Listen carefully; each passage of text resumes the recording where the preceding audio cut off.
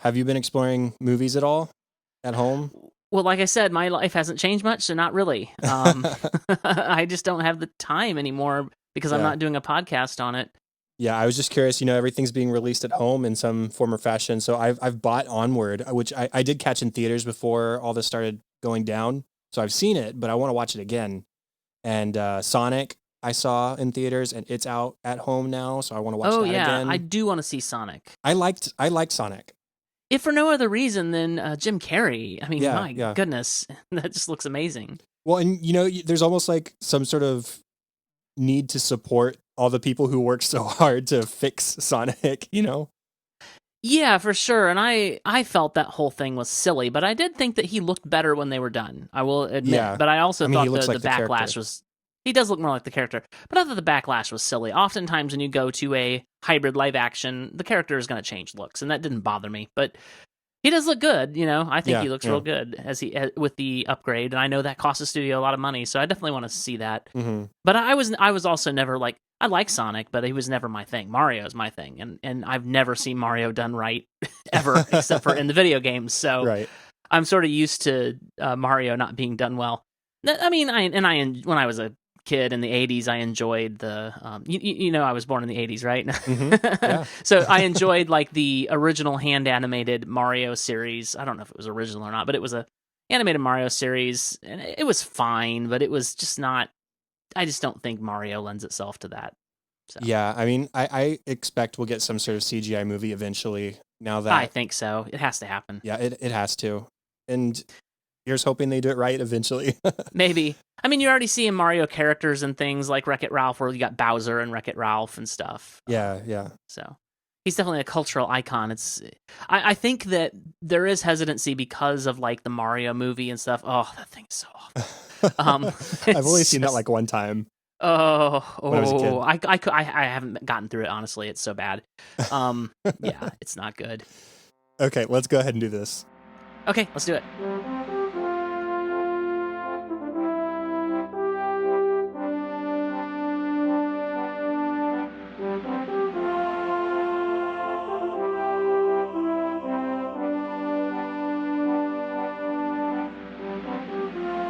Okay, everybody, welcome to episode 89 of Cinescope. I'm sitting here with TJ Draper. TJ, this is the first time with me, with my professional soundboard. And so I was going to say something seems different. Yeah, this is different. It was funny because we did Movie Bite together for so long, and you always had the theme song play live, and it was nice to listen as we were getting ready and hyped up to go. Yeah, well, not always, but maybe by the time you had come along.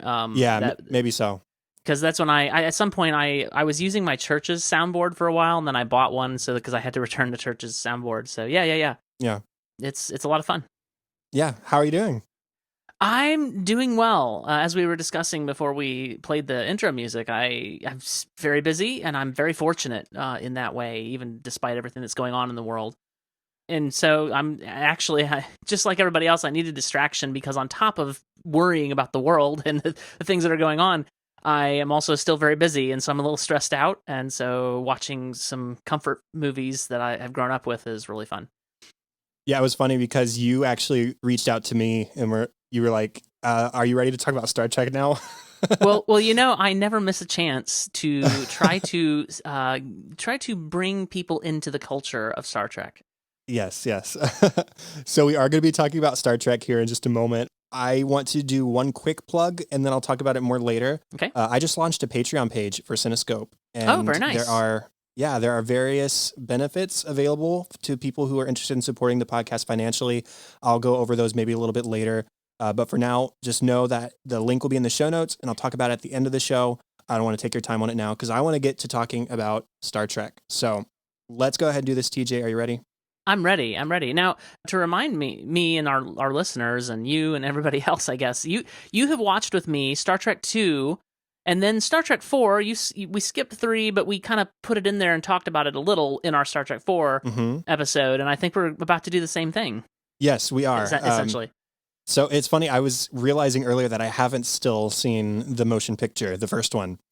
It's okay. So I'm going to have to go back and watch that eventually. I know that's not like super well loved. Well, watch the director's cut. I like it, but it's not the best that Star Trek has to offer, and the director's cut makes it a far better film. Yeah, and when we get to talking about Star Trek V in just a moment, I think the appeal for me watching the motion picture is going to be a Jerry Goldsmith score.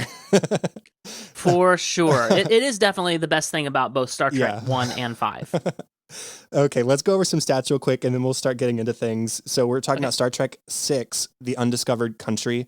This is the last of the Star Trek films starring the full original cast from the original series. Mm-hmm. It released on December 6th of 1991 and was directed by Nicholas Meyer, who also directed and or wrote Star Trek II, The Wrath of Khan, Star Trek IV, The Voyage Home, and now Star Trek VI, The Undiscovered Country, and The Prince of Egypt. Yeah. The screenplay was written by Meyer and Denny Martin Flynn, based on a story by Leonard Nimoy, Lawrence Connor, and Mark Rosenthal.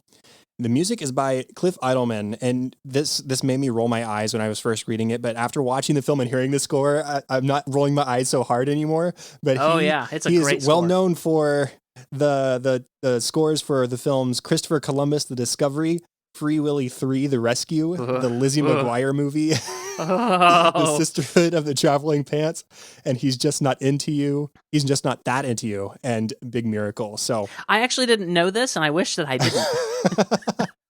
Yeah, my opinion of him only went up while watching the film, so that was good. Yeah. Good. And the cast we'll go over. There was William Shatner, Leonard Nimoy, DeForest Kelley, James Doohan, George Takei, Walter Koenig, Nichelle Nichols, Kim Cattrall, Christopher Plummer, David Warner, Iman, Brock Peters, and Renee Auberjonois, something like that. Auberjonois, yeah. Auberjonois. Cool, I was close. Yeah. Thank you. So let's talk about our past experience with Star Trek just a little bit, because we've already gone over it multiple times at this point, and then we'll talk about Star Trek V before we talk about Star Trek VI. So how about you start us off, TJ? Well, I kind of grew up with Star Trek: The Next Generation. I was born in '82, so I was 5 when Star Trek: The Next Generation started airing. It went straight to syndication, and that was a lot of fun. Like, I remember sitting and watching it with my dad or my siblings, and it would come on, on, I think it was Thursday night at 9 or Friday night at 9. Anyway, I would sit and watch it. And it would air. They would also, in syndication, was the original series, and I can't remember which one of those was first, but I would watch them back to back, one episode of the original series and a new episode of Star Trek: The Next Generation, and it was a lot of fun. And I remember being appropriately terrified, when the big planet-killing device was about to devour Kirk when he was in the USS Constellation, I want to say. Oh, I'm supposed to be a Trekkie, goodness. But and before the Enterprise was having trouble getting a lock on him and beaming him back, and I remember I was just shaking that's one of the vivid memories that I have of watching Star Trek. And really, I have bits and pieces of memories of the movies, but the movies have come more in my adulthood. And I realize now, of course, the original series movies, Star Treks 1 through 6, are some of the best that the original series has to offer. Well, not that there aren't good episodes in the original series, but the movies are definitely a step up when you get to Star Trek II, The Wrath of Khan, which is still the best Star Trek movie that's ever been made. So that's kind of my history with Star Trek. Yeah, we've gone over my Star Trek experience before as well, but a sort of quick rundown. My first exposure to the series was through the 2009 reboot and its subsequent sequels. I'm so sorry. Yeah, I really like those. Maybe we'll talk about those next, TJ. We'll see. They're fine, and especially the last one was really good. But they're barely Star Trek. Yeah, I joked with you recently when you approached me about talking more Star Trek. I said, "Oh yes, the best one, the 2009 film." Yeah. Anyways, I've seen a few episodes of the original series, and I've obviously been going through these original films with TJ on the podcast, and haven't seen Motion Picture yet. I'll go back and watch that. But I've liked what I've seen of the original series, and Star Trek is definitely one of those properties I want to explore more of. But I also recently looked up how many episodes are there in Star Trek so far? And the answer is almost 800. So I knew it was up there in the 7s. So yeah. It's nearly 800. So maybe someday we'll see. I will allow you to skip the animated series because honestly, I've not watched that either. But other than that, noted. Well, we have been talking about the even-numbered films more in depth than the other films on the podcast, and so we're skipping over Star Trek V as far as diving in deep. But we both watched it in preparation for this episode. So how about we talk just a little bit about our thoughts on that film? Yeah. Well, so it has been considered for many films that the even-numbered Star Trek films are the good ones. Not that Star Trek 3 or 5 was bad. Particularly 3 was fine. 5 was troubled. And then, Generations, Star Trek 7, it's fine. But, then you've got Star Trek 8, First Contact. At that point, they stopped numbering them. But First Contact is a fantastic film. So the even-numbered films are considered like the good Star Trek films, generally speaking. But I actually, speaking of 5, I do actually like it a lot. I just don't like the primary story. And that's really the biggest problem with that film is the overarching story. Because Star Trek 5 has great witty dialogue, great bits and pieces. There's some really nice set pieces in that film.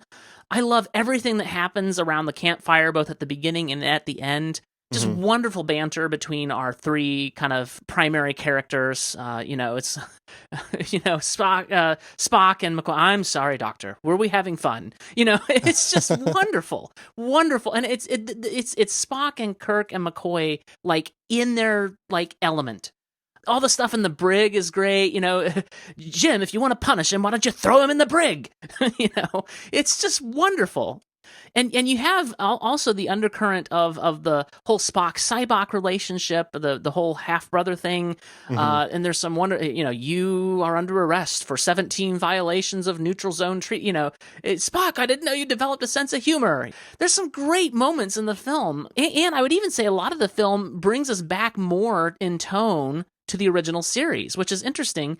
And then you have this terrible story that's overarching it, and it's hard to forgive. Are we really supposed to believe that the entire crew of the Enterprise, who's been with Captain Kirk for a long time, fell for the nonsense of a con man? I don't get it. I don't get it. And ultimately the crew loses, right? They lose.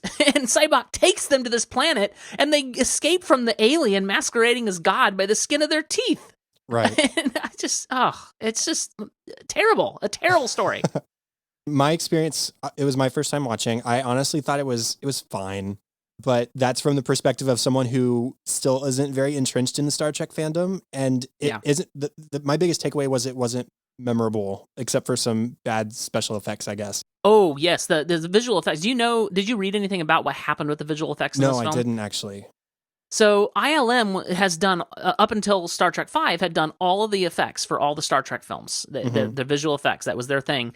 But because of Indiana Jones and the Last Crusade and Ghostbusters 2, they couldn't do it on the schedule that Paramount wanted. And you start reading then, so Ralph Winter then said, well, we're going to have to find somebody else to get it done on the schedule. And so they went and they found this little shop in Brooklyn, or it was somewhere in New York City. And, you just start reading about the things that went on. It's just pure amateur hour. and especially after the amazing work that the ILM did for Star Treks 2, 3, and 4 on shoestring effects budgets. And just, they look incredible. They look like $1 million. And, this was just bad. It was not acceptable, even at the time. Shatner says that it was even worse than what we saw, and that the editor of the film, he praises the editor profusely. He was the director of Star Trek V. Right. He says that this editor is amazing. He pulled a rabbit out of his hat, And in later years, Shatner has offered to pay out of his own pocket to redo the visual effects, to make that part of the film at least watchable, and Paramount has just completely refused. Huh. So, yeah. That's interesting that he would consider tossing out his own money for that. That'd be worthwhile for sure. Well, it's his baby. It's the only Star Trek film that he directed. Yeah. So I didn't dislike my time watching it. It also wasn't great though, especially compared to like Wrath of Khan and Voyage Home. What I think I'm noticing is that the even-numbered Star Trek films, at least to this point, tried new things, and the odd-number ones are just kind of like, I don't want to call them safe because that's not necessarily the fact, but what I've liked about 2, 4, and 6 now is that they all are accomplishing something very different, and they're all different types of Star Trek stories. You're onto something there, and I've never thought about it that way, because Star Trek 2 basically went into new territory. They hired Nick Meyer, who had never even watched a single episode of Star Trek, and then he, of course, sat down and watched Star Trek before he directed the film, but he brought in a very different perspective, and he did a lot of different things. And that worked really well. And then Star Trek 3 is a much more, Nimoy, they were worried because he'd never directed a film before. And so they're like, okay, we're going to put some guardrails on you. And it was a little more workmanlike. And then Star Trek 4, they basically told Nimoy, do what you want. And he's like, cool, we're going back in time. Yeah, we're going back in time and saving the whales.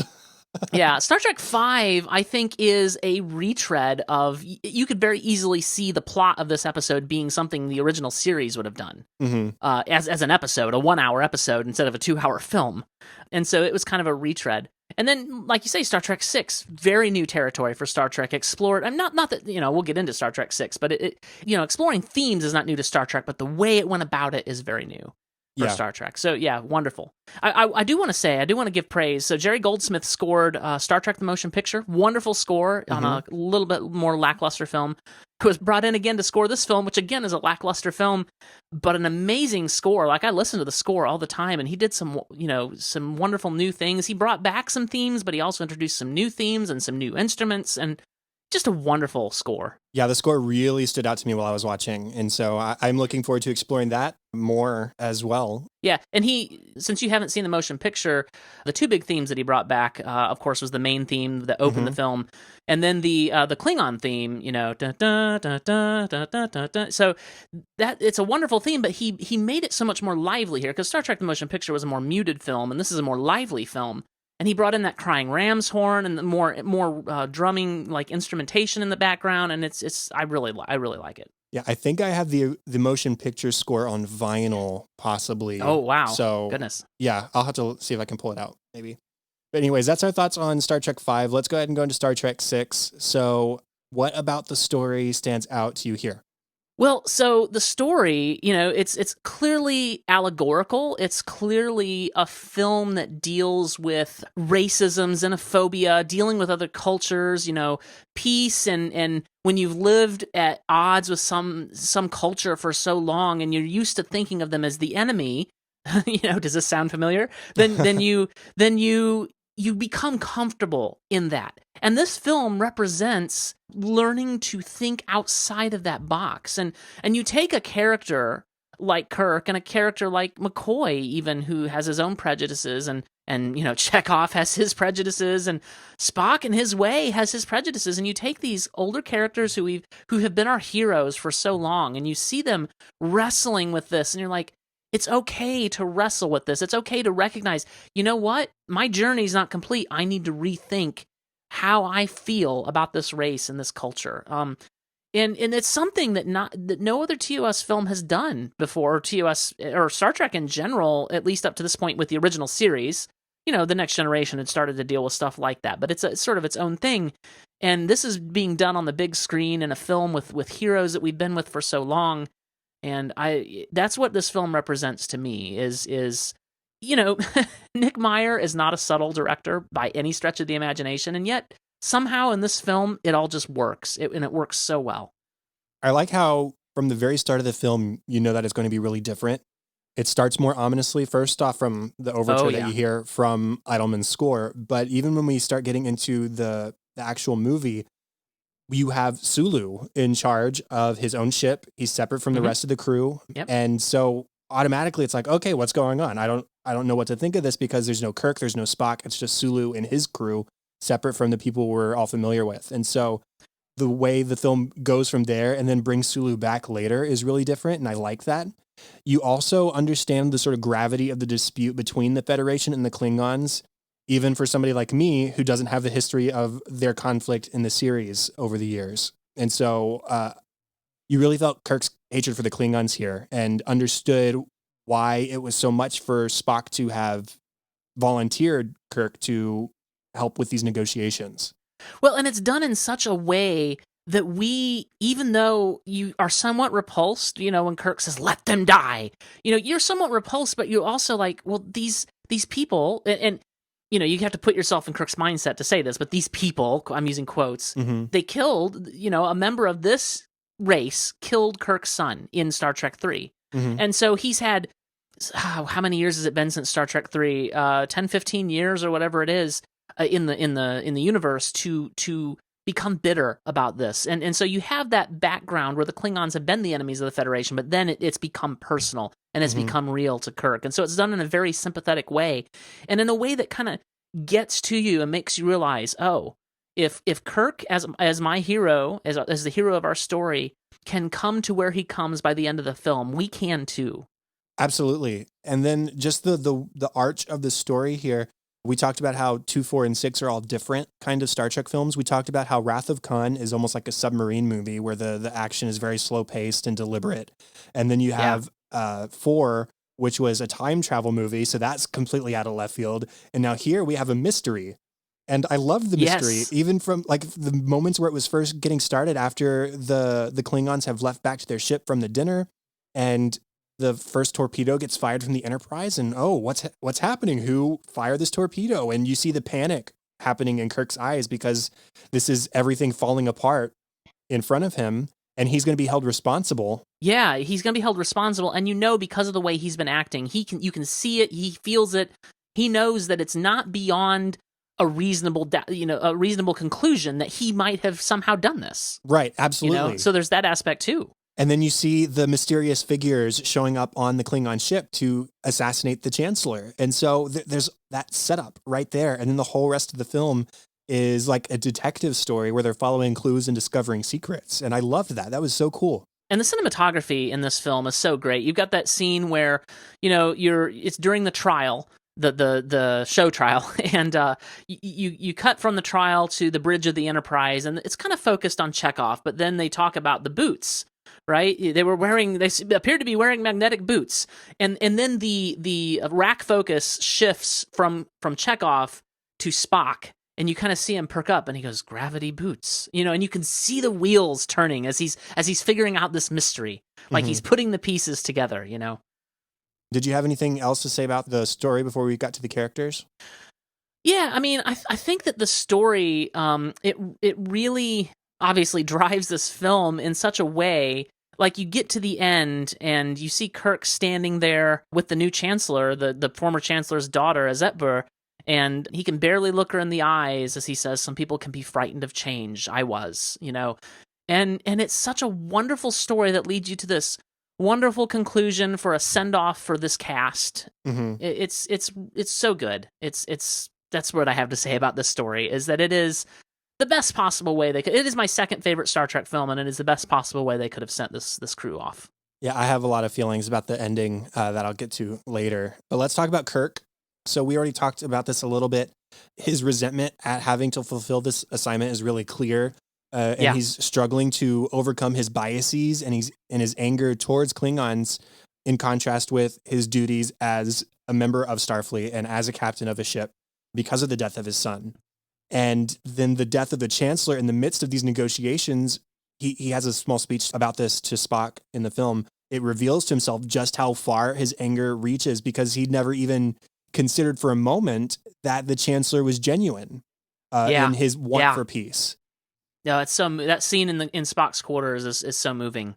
Yes, and I was even reading on Wikipedia about how they intentionally made the Chancellor, the Klingon Chancellor, look more human. He was designed to look like Abe Lincoln because they wanted to humanize that character and make us feel that sort of sympathy for him, despite him being a Klingon and despite Kirk being so against these negotiations happening in the first place. Yeah, and that's really where we, just as a technical note, started seeing more variation in the Klingons, just like we see in humans. Not all Klingons have the exact same forehead ridges, right? And so you start seeing more variation, like some have more, some have less, and throughout the rest of Star Trek now, you see how the different Klingons from different provinces, from different sects look different. And I thought that was a wonderful touch as well, and definitely served the story. And I know Christopher Plummer, he was, he's a classically trained Shakespearean actor, which Nicholas Meyer loved and really played into, obviously. But he also was like, I want as little makeup as possible because I want my humanity to come out, and so that's kind of where that played in as well, and it did serve the story very well. It did. And then you have Kirk's choice to surrender rather than fight his way out after the assassination happened. And I just want to point out that that's the first time in this film that Kirk has actually done something heroic, which is different for Kirk, right? Because we're used to thinking of Kirk as always a hero. And up until this point, he was doing it grudgingly, and something changed in that moment when somebody fired on the Chancellor's ship, and he's like, we have to do whatever we can to be the heroes here, whether we want to or not.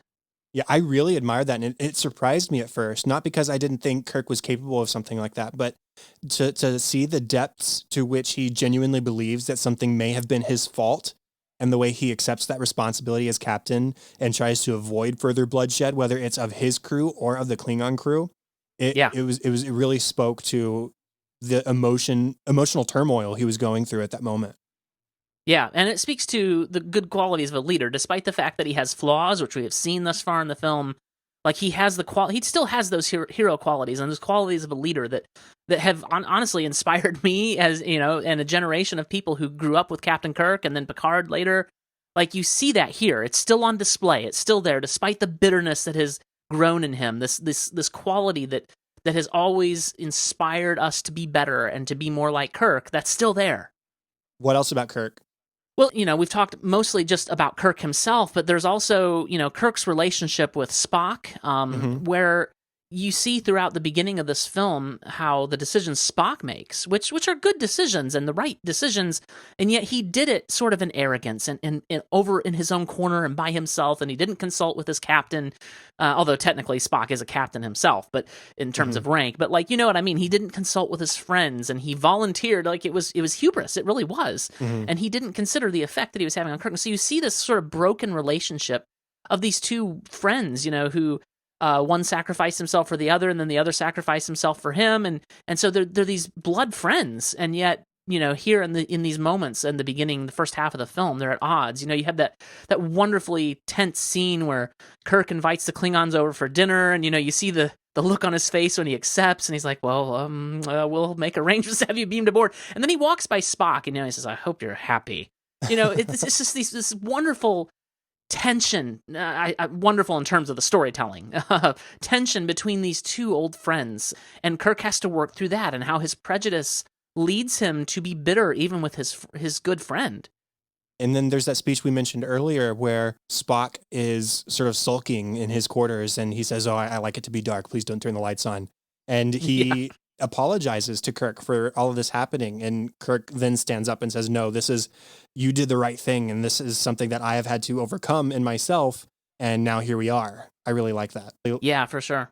You know, and I love the realization that Kirk comes to. This is the scene where he's in the bunk with McCoy, and he's sitting there going, I didn't realize how prejudiced I was, but you know what? We're nothing. The peace conference is still on, and we've got to do something. You know, that's essentially what he comes to, and it's just a wonderful arc for Kirk in this film. Yeah, his escape from prison becomes more about protecting from further assassination attempts rather than for his own benefit to get out of prison for him. Yeah.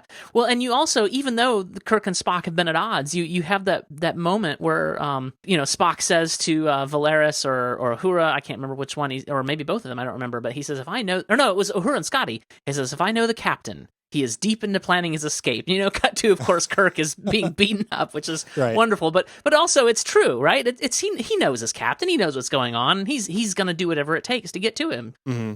Now, we've talked about Spock's journey throughout these films as well, and across the original series too. He has reached the point where he has acknowledged that logic isn't the end-all be-all that Vulcans and himself from the start believed it to be.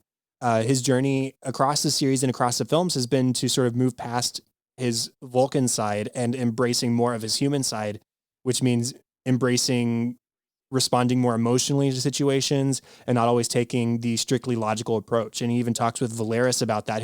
Valeris is built up to sort of be his protege from the start and is going to take over from him when he moves on and retires. And he's talking to her, logic isn't necessarily the answer always. He's trying to pass on these very human principles to other Vulcans. And you see, so in Star Trek II, talking about the journey of Spock, you see that Spock is very comfortable with himself, but he's still very logical. He doesn't display emotion, but he's very comfortable with himself. He knows who he is, and he knows that he's good friends with Kirk and all these things. And then, of course, he passes on. And so that's the end of Spock's journey, or is it? And so when Spock is resurrected, then you have all of Star Trek 4, where he's relearning how to be Spock and who he is. And some of those include changes, of who he is and his character. And you see that. This is one of the good things about Star Trek 5. You see that kind of played out in Star Trek 5, where he's dealing with Sybok, his half-brother. And then by the end of the film, I think he's, and some of this is headcanon, but I feel like he's deeply affected when Kirk says to him at the end of that film, I lost a brother once, but I was lucky I got him back. Mm-hmm. And then Spock, I think this informs who Spock is becoming now in Star Trek 6, where he's embracing more than he ever has, as you said, his human half, and learning that this pure logic is what, and this is something you have to draw from the movie. It's not explicitly stated, but pure logic is the reasoning that Valeris uses, right? And that's kind of almost explicitly stated when Spock is talking with Valeris in his quarters. So, it's logic. You're talking about logic, but that's just the beginning. You got to move beyond that. And here she is operating on logic, and where that can lead is not always good. And Valeris, I don't necessarily have a lot to say about her, but Valeris and Chang, they represent this faction of people who are scared of change. And even though avoiding and eliminating conflict by going through these negotiations is a good thing, it eliminates the comfort, quote, comfort of things the way they've always been. Yeah, as Kirk said, he had grown used to hating them. And I think Valeris, in her way, was the same way. Like, she had grown used to, and in her mind, she's thinking, well, they conspired with us. How trustworthy can they be? We can't trust these people. Mm-hmm. And this film really uses to great effect our knowledge thus far of Vulcans and what they become later. And when we talk about Star Trek Enterprise and stuff, we don't know all that yet. And so it really becomes this weapon that Nicholas Meyer uses against us, because there's no way in the world, the first time you watch this film, that you think the traitor can be Valeris. And yet, when you get there, you're like, how did I not see this? Uh-huh. There was one specific moment, I'm trying to remember if I can pin it down, but there was one look that she gives to the camera where it's like, oh, it's her. Yeah. Before the actual reveal comes. And it's like a drop in your stomach, like, oh no, it's the Vulcan. It's the one that Spock has put his trust in. Yeah, and again, Nick Meyer did such a good job of making us love her. Like, there's this wonderful scene that happens the first time we're on the bridge of the Enterprise, and Kirk and McCoy walk in, and Spock walks in, and Valeris is captain on the bridge, and then Valeris, it is good to see you again, da-da-da, and then Spock says to Kirk very proudly, the lieutenant was the first Vulcan to graduate at the top of her class at the Academy. And he says, you must be very proud. And she's like, I don't believe so, sir. And McCoy's like, yep, she's a Vulcan. Yeah, there's other funny moments like that, too, where when Kirk tells her to take them into space a certain way, like, I don't remember, what is it? Turn on the thrusters? Yeah, well, it's 1/4 impulse power. And you're only supposed to use thrusters inside space dock. Right, and she quotes that regulation, and everybody just sort of shares a look around the room like, oh, she clearly hasn't been around Captain Kirk before. Yeah, for sure. And so Nick Meyer does all this stuff to make us love this character. It turns out that's just winding the bat back so he can take a swing at us with it. Uh-huh. So yeah, really, really wonderful storytelling. And then Chang is Christopher Plummer, and Christopher Plummer is always fun to watch in a role. And I'd never seen him in a role like this before, where he's just like so gleefully evil, and you can kind of tell, or at least guess from the beginning, that he's not, quote, a good guy. I mean, he's got a metal eye patch, for crying out loud. Yeah. But he's still just like this fun character, and you sort of revel a little bit in his evil when he's laughing around quoting Shakespeare.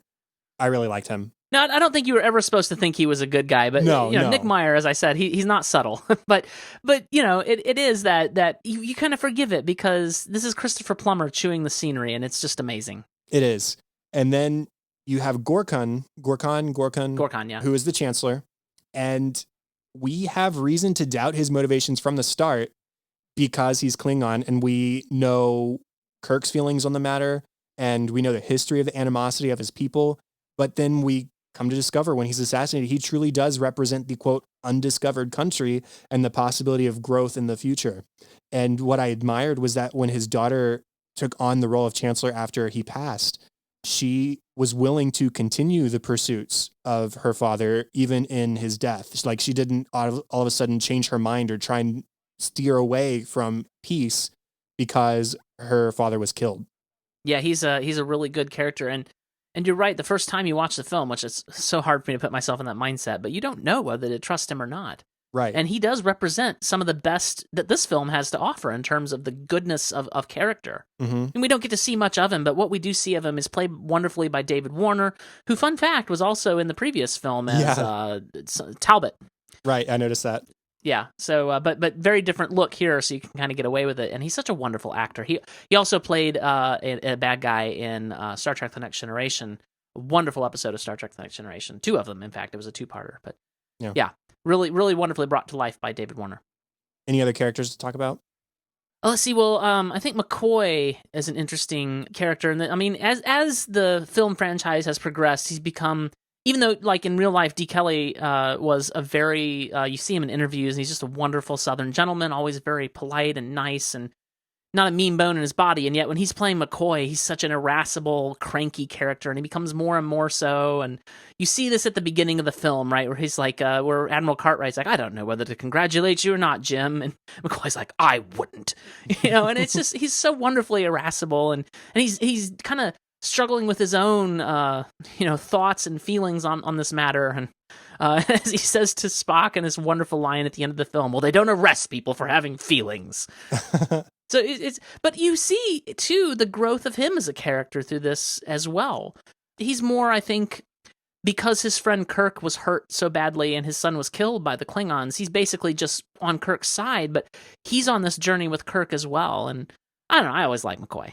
Yeah, I like McCoy as well. And the scene that stood out for me in this movie was the trial. Yeah. When he was being accused of being negligent and not fit to save the Chancellor. Even though he was putting in, at least to our eyes, he was putting in so much effort into saving him, they raised so much doubt by saying, well, we had a lot to drink that night. What capability did you have to save this man when you were so far gone? Or, you're getting old, your hands are shaky. Are they always shaky?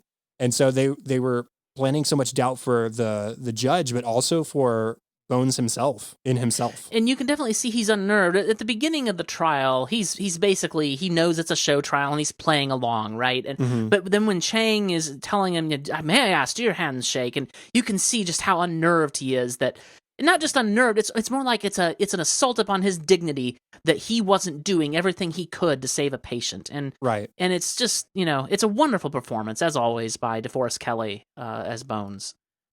If that's all we have to say about characters, let's talk about the music a little bit. Sure. I wanted to start off, I have clips on my soundboard, like I'm trying to do more often. The very first thing to stand out for me, as it probably should for most people, is the opening credits music. What's different about it, though, is it's not what you would expect from a typical Star Trek opening. It's not the fanfare. It's not music that you're familiar with. It's percussive. It builds, and it's dark and it's ominous. So here's a little bit of that.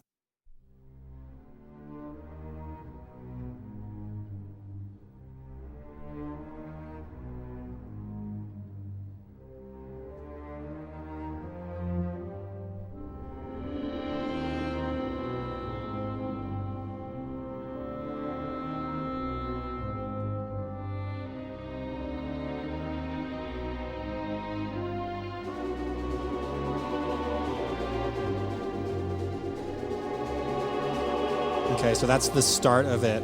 That's the track called the Overture in the score that I have here in iTunes. Right. And Star Trek for me, especially looking at the Kelvin verse, just because that's where a lot of my initial experience comes from, Star Trek has always been like this optimistic view of the future. And I picture the happy kind of sounds, that opening fanfare from the original series, bum, bum, bum, bum, bum, bum, bum, bum. Yes. That's not this at all. It's dark, it's foreboding. You know that something's about to go down. And that fanfare, to be fair to Cliff Eidelman, it does make its way into the score at different points, It does, right. Especially when the Enterprise is doing something glorious, or at the end of the film when it's clearly the last scene, and Kirk is quoting Peter Pan, like you get that in there, but it definitely has this much darker feel. It's more in keeping with the tone that Nicholas Meyer set for this film. And the Overture is one of my favorite tracks on the soundtrack. I don't know what else you have on that soundboard, but one of the great tracks it's very kind of quiet and moody, but it's called Surrender for Peace. And it's the scene, and I know the soundtrack so well that I can kind of visualize and hear the dialogue as it's playing, but like it's the part where Kirk surrenders, right? We surrender. And then it kind of plays out as he then boards the ship and is walking through the corridors. And it's a wonderful, moody, low-key, quiet kind of piece that is just ominous and building, and something bad is going down. I really liked that moment. I also liked parts of Escape from Repente. Yes. There's some really, really beautiful stuff in that one. I've got a track from that as well.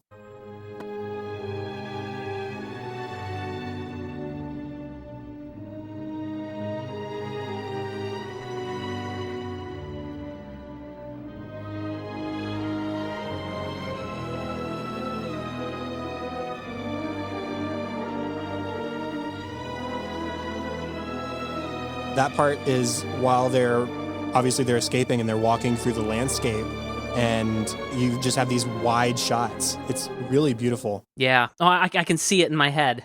Yeah, and it's a little something about those scenes. So they weren't sure they were going to get those scenes. This is second unit stuff in Alaska, and it really adds to, because they have these huge sweeping helicopter scenes, it really adds to the big feel of the film. They weren't sure they were going to get them because it was so cold. They're having trouble with the film, and the cameras like locking up and destroying the film reels and all this stuff. So we're lucky that's in the movie, and the movie is much better for it too. Yeah, I would agree. Now, mentioning the original Star Trek fanfare that was composed, who composed it for the original series? I'm trying to remember. Alexander Courage. Okay, gotcha. So we have moments of that theme that stand out to me as well. The first time that happens is as they're first departing on the adventure for this negotiation. I have a little snippet of that as well. Mm-hmm.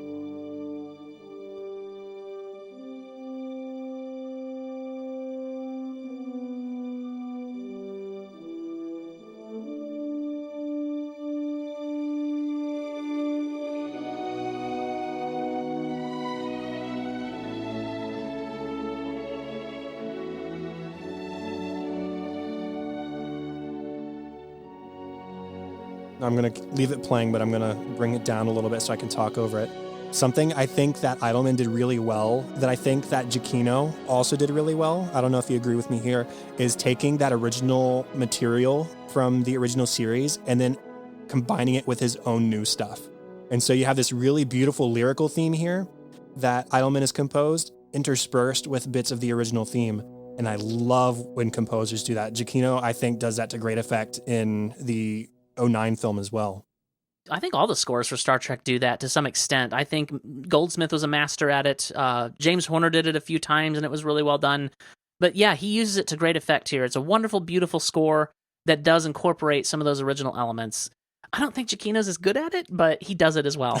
And it's really well done, especially in that scene that you're talking about where the Enterprise is going too fast out of space dock because Kirk gave the order to use impulse power when you're supposed to use thrusters. And it's a wonderful bit of scoring there.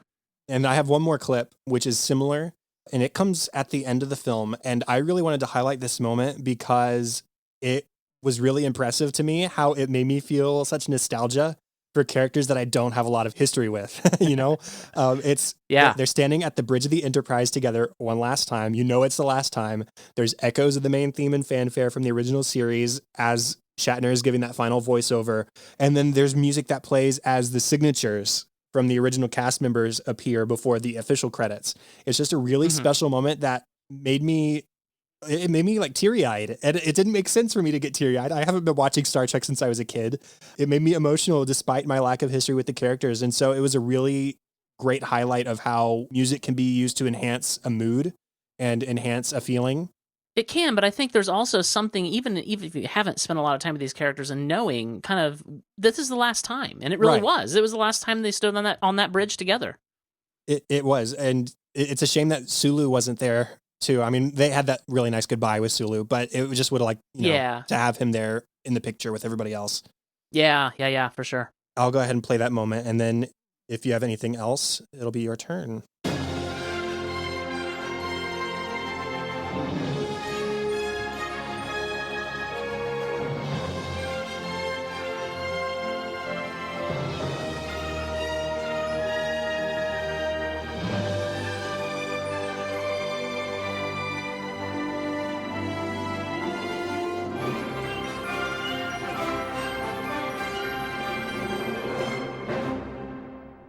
Oh, that's so good.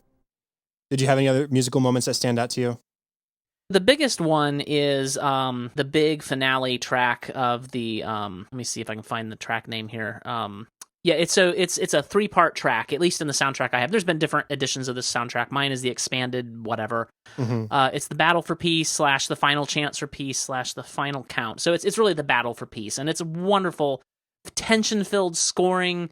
It's a really good. It's an 8-minute and 16-second long piece, and it's wonderful. And it encompasses. It starts basically with the countdown where Spock is counting down as they warp into the planet, and it goes through the entire battle with Chang and the cloaked bird of prey.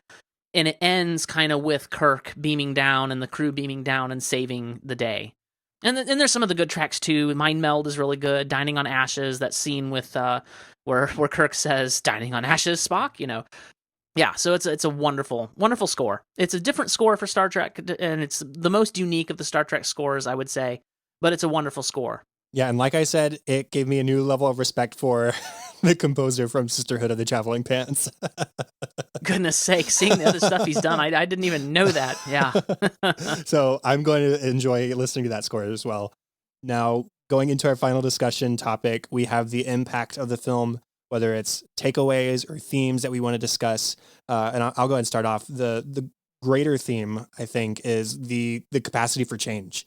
The possibility of new allies from old enemies because circumstances and people are capable of changing, deciding to put trust in people because you know that they are capable of that change, not sitting so firmly in your biases and in your prejudices when people are on the other end of it, reaching out a hand to ask for help or to ask for reconciliation or negotiation. That's one of the biggest takeaways for me from this movie is how people are capable of change. And you see that in the Klingons who are asking for help. You see that in Kirk, who overcomes his anger towards the Klingons over the death of his son by the end of the film, and in a couple other characters as well. Yeah, I don't have a lot to add to that. I mean, because it's a film that I feel like is going to be relevant for some time to come. Like, I mean, in some way, we hope that as Star Trek posits that humanity is kind of growing out of a phase, right? Where as we've come along, but at the same time, and also as a Christian, which I bring up from time to time, like we do know that sin is a part of who we are, and so it's a wonderful film to remind us that in this way where we look at other human beings sometimes and we somehow see them as less than human, and I think that theme is just so relevant to say, no, they're human too. Or in the case of Star Trek, they're fellow beings, like they're fellow sentient beings who, right. But it's the same concept, right? They're beings who have feelings, who read Shakespeare like you do, and there's this wonderful scene. Wonderful. Again, wonderful is the wrong word. I'm speaking story-wise. It's a wonderful scene.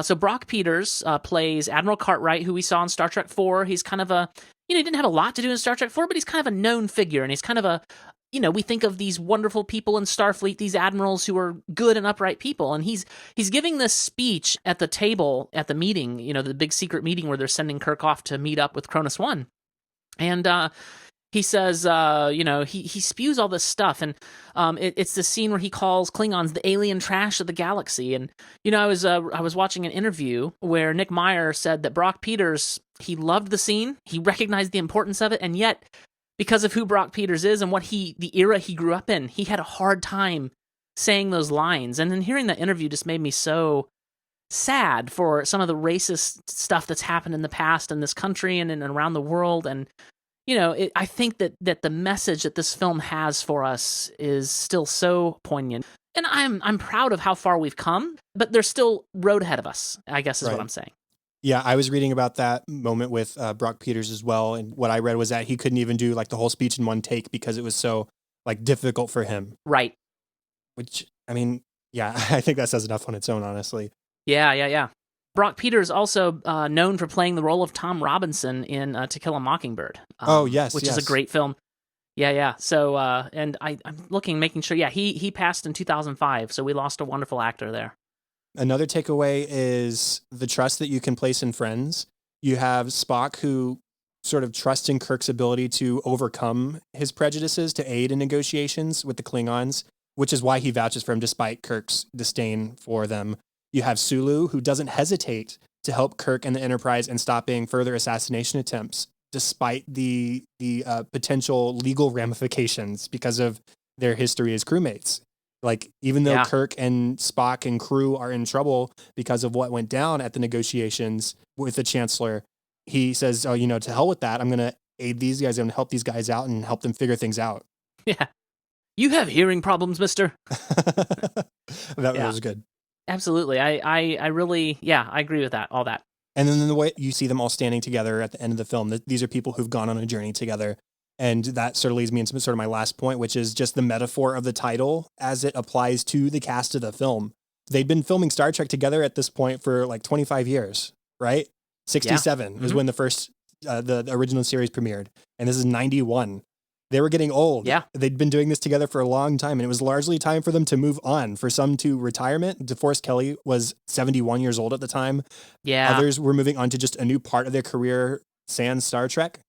Who knew what life outside of Star Trek would bring them? But that's okay. It's the undiscovered country. It's the future, and it's the next step in life for them. And I really liked how that summed everything up together.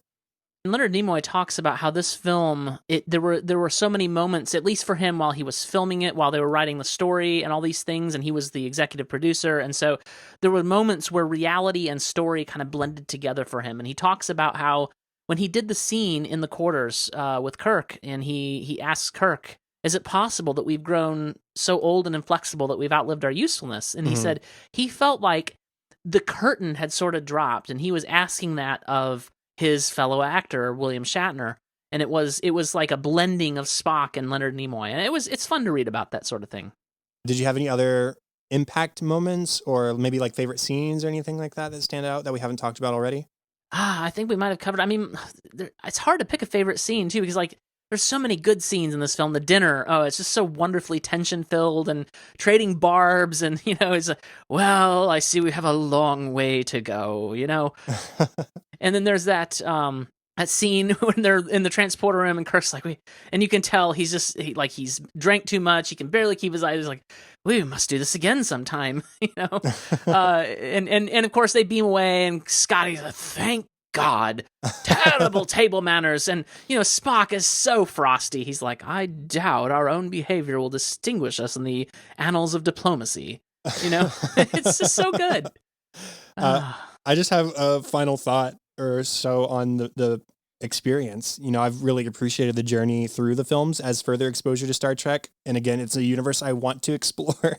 I just have to find the time to watch 800 episodes of TV. Which, I guess if I watch like 2 a day for a year, that'd get me almost all the way through. Oh, you can take it slower than that. Like, it's all going to be there. It's all online. It's fine. Just take your time. And I can even point out to you episodes that you can avoid if you want, because with that many episodes, there's some bad ones, and there are some doozies. Yeah, I've seen some abridged watching guides for like Next Generation for people who are preparing to watch that show in preparing for Picard. Yeah, basically with the Next Generation, you can skip almost all of seasons 1 and 2, except for 1 or 2 episodes that are very good, especially there's an episode with Data where Data's humanity is on trial. I wish I could remember the name of it because it's a really good episode.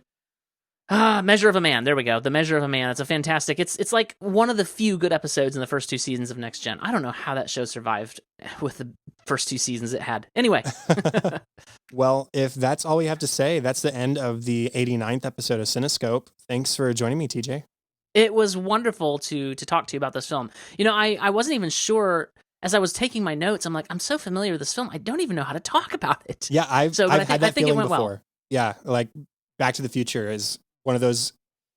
I sat down to write my first review of Back to the Future once, and I was like, oh, what do I say? It's my favorite movie. It's really good. Go watch it.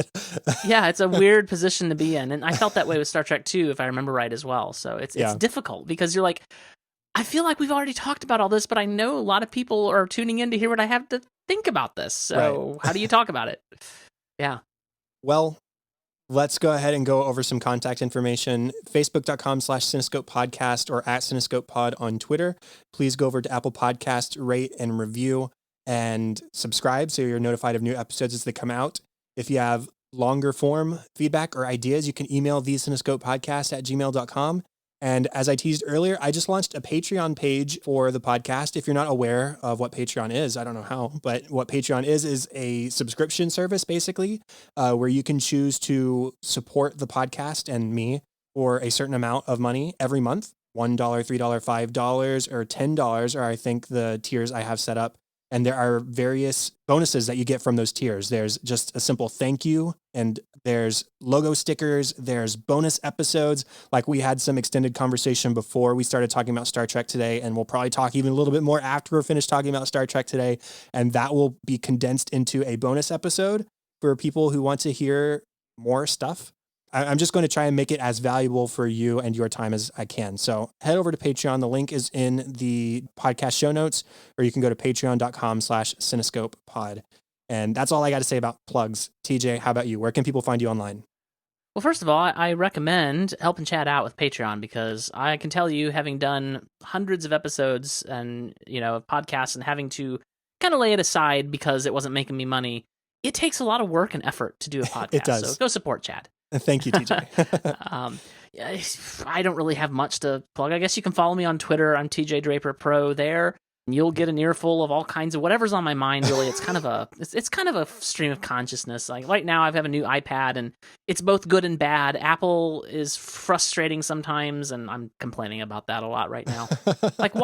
Why have they not gotten third-party keyboards working yet? After what, 6-7 years they've had third-party keyboards? I don't understand. Anyway, that's me on Twitter. That's Moviebite.com. Except it's not up right now. You and I were talking about that earlier. I need to get that back up.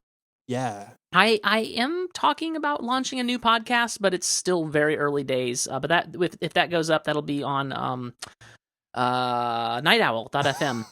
And so I couldn't even remember the name of my own site. Yikes. So nightowl.fm. My friend Joe actually has a podcast that he's been doing weekly that he's putting up there with his friend. It's about genetics. So yeah, if you're interested in that sort of thing, and it's from a Christian perspective, so check that out if you're interested in that sort of thing. My show, just to give you a preview, if it materializes, we're still again early talks, but we're talking about just reviewing film scores. So it'll be hopefully within the next month if we do it. Okay. That sounds like fun. Everybody go check out TJ's work. The best place to find me is at Chadadada on Twitter. That is ChadAdada. Facebook.com/Chad.Hopkins is also a place where you can find things from me sometimes. And then there's my other podcast, which is wrapped up, but you can still listen to all of it. It is called An American Workplace, and we talked about every episode of The Office. So that was a lot of fun.